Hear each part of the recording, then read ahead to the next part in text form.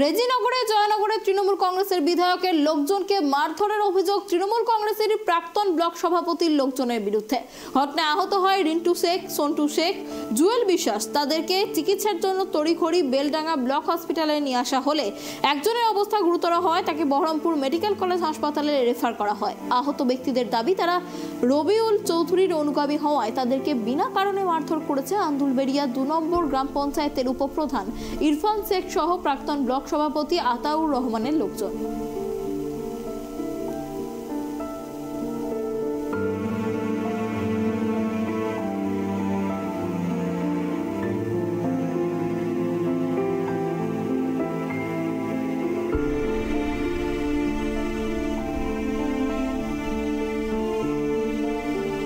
বিষয়ে বিস্তারিত কথা বলবো, আমাদের সঙ্গে রয়েছে আমাদের প্রতিনিধি মিলন। মিলন, দেখো যেমনটা জানা যাচ্ছে জয়নগরের তৃণমূল কংগ্রেসের বিধায়কের লোকজনকে মারধরের অভিযোগ এবং এখানে তৃণমূলের একটা গোষ্ঠীদ্বন্দ্বের ছবি সামনে আসছে বারবার। কি ঘটেছে যদি একটু জানাও।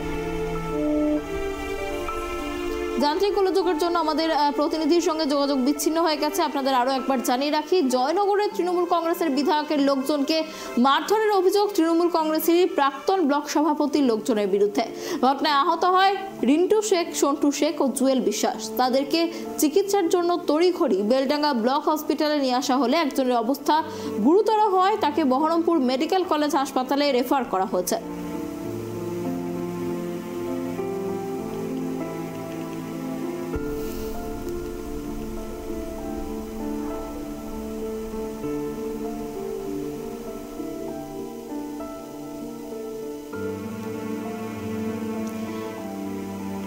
জয়নগরে তৃণমূল কংগ্রেসের বিধায়কের লোকজনকে মারধরের অভিযোগ তৃণমূল কংগ্রেসেরই প্রাক্তন ব্লক সভাপতির লোকজনদের বিরুদ্ধে।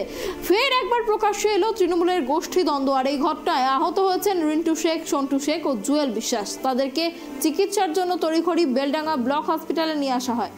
এই বিষয়ে বিস্তারিত কথা বলবো, আমাদের সঙ্গে রয়েছে আমাদের প্রতিনিধি মিলন। মিলন, দেখো যেমনটা জানা যাচ্ছে জয়নগরের বিধায়কের অনুগামীদের মারধরের অভিযোগ, আর সেখানে তৃণমূল কংগ্রেসেরই নাম জড়াচ্ছে। দেখুন না, রেজিনগরে যে রানিং বিধায়ক আছে তৃণমূলের, সেই তৃণমূলেরই অভিযোগ লোকজনের উপরেই অভিযোগ করছে আর এক তৃণমূলের গোষ্ঠী যারা প্রাক্তন সভাপতি তৃণমূলে ছিল। তার অভিযোগ যে তারা মাঝে মধ্যে তাদেরকে শাসক যে এমএলএ আছে তার হয়ে দল করতে হবে বলে বারবার ধমকি দেয়, অন্য কোনো কাউন্টার দল করা যাবে না। এই নিয়ে কিন্তু বেশ কয়েকদিন ধরে দুই পক্ষে উত্তেজনা হয়ে থাকে। কিন্তু আবার কালকে গেল রাত্রে কিন্তু ঘটনাটি ঘটে যে এখানে যে মারধর করা হয়েছে, সেই মারধর করা হয়েছে, তারপরে কিন্তু কয়েকজনকে হসপিটালে ভর্তি করা হয়েছে। এই নিয়ে কিন্তু গোটা ঘটনায় কিন্তু উত্তপ্ত হয়ে আছে। পুরো ঘটনা কিন্তু পুলিশ তদন্ত করছে। অনন্যা, আমাদের সঙ্গে থাকার জন্য আপনাদের আরো একবার জানিয়ে রাখি, এই লোকসভা নির্বাচনের আগে ফের প্রকাশ্যে তৃণমূলের গোষ্ঠীদ্বন্দ্ব। যেমনটা জানা যাচ্ছে যে জয়নগরের তৃণমূল বিধায়কের লোকজনকে মারধরের অভিযোগ এবং তৃণমূল কংগ্রেসের প্রাক্তন ব্লক সভাপতির লোকজনের বিরুদ্ধে এই অভিযোগ উঠেছে। আসাম থেকে কাজ বাড়িয়েছে, জামিন হয়ে গেছে, এসেছিলাম কালকে না। এই লেগে ওই পার্টির না, আমাদের পার্টির না, বুঝতে পারছেন, ওদের পার্টি নাই বলি আমাদের জাম থাকতে ওই পার্টি করবো। হ্যাঁ, রেবল সাহেবের পার্টি করবো আমরা। আসাম থেকে কাজ বাড়িয়েছিল, এখনো গাড়ি দাঁড়িয়ে আছে, আমরা কলকাতা গাড়ি চালাম।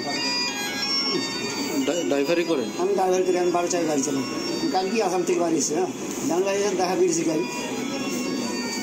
তো এমনি মারলো কি মানে? ওই পার্টিতে ঘুরছি, তার লেগে জামিল ভাইদের পার্টিতে আসছি আমরা, পার্টি অফিসে। দুটোই তো তৃণমূল, তাহলে ওদের কি? তাহলে ওই যে ওদের কাছে যেতে পারবি না, আমাদের এই দিকে থাক। ওই দিকে যাচ্ছি না বুঝতে, এই হয়। আর আমরা তো যাবো না, খেতে না পারি ওদিকে, মরি বাঁচে এখানেই থাকবো। আমাদের জামিল ভাই যেটা আছে সেটা। হ্যাঁ, পার্টি ওরা তো স্যার আমারে, আমি কি বলবো, আমারই তো 30,000 টাকা আটকে নিয়ে আসে আমার বলছে, যেমন টাকা খেয়ে তো আমার তো 30,000